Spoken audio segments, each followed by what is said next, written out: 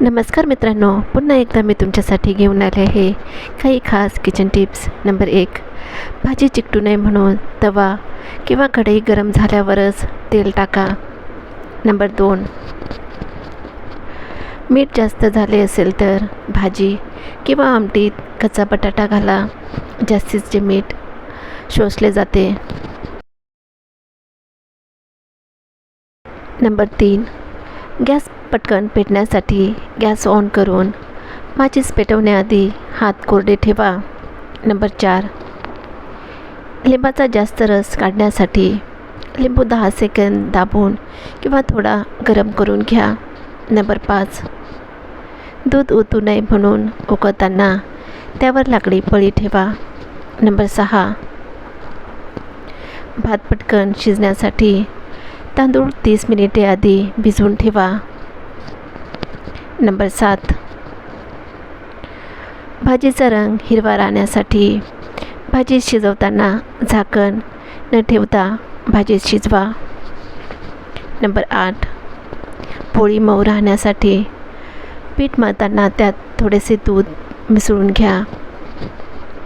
Number 9, स्टीलच्या भांड्यातील वास जाण्यासाठी त्यामध्ये गरम पाणी आणि लिंबाची साल फिरवा.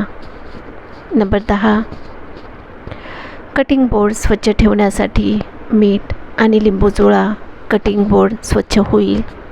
नंबर 11, टोमॅटो जास्त दिवस टिकवण्यासाठी टोमॅटोच्या देठाखालील बाजू खाली करून ठेवा. टोमॅटो लवकर खराब होत नाहीत. नंबर 12, भात मोकळा होण्यासाठी भात शिजवताना त्यात 1 चमचा तेल किंवा तूप घाला, भात मोकळा होईल. नंबर 13, दही आंबट होऊ नये म्हणून दह्याच्या भांड्यात वरून 2 ते 3 कढीपत्त्याची पाने ठेवा. नंबर 14, डाळ लवकर शिजण्यासाठी मीठ शेवटी घाला. शेवटी मीठ घातल्याने डाळ लवकर शिजते. नंबर 15, हिरवी भाजी ताजी ठेवण्यासाठी कागदात गुंडाळून पिशवीत भरून फ्रीजमध्ये ठेवा. नंबर 16, आले लसूण पेस्ट खराब होऊ नये म्हणून वरून थोडे तेल घालून ठेवा. नंबर 17, भाजी तळताना तेल कमी लागण्यासाठी आधी भाजी झाकण लावून वाफवून घ्या, मग फोडणी द्या, तेल कमी लागेल. नंबर 18, कांदा लसूण जास्त काळ टिकवण्यासाठी कागदी पिशवीत किंवा जाळीच्या टोपलीत ठेवा. नंबर 19, पोळी मऊ राहण्यासाठी कणकेत थोडे कोमट पाणी व 1 चमचा तेल घाला.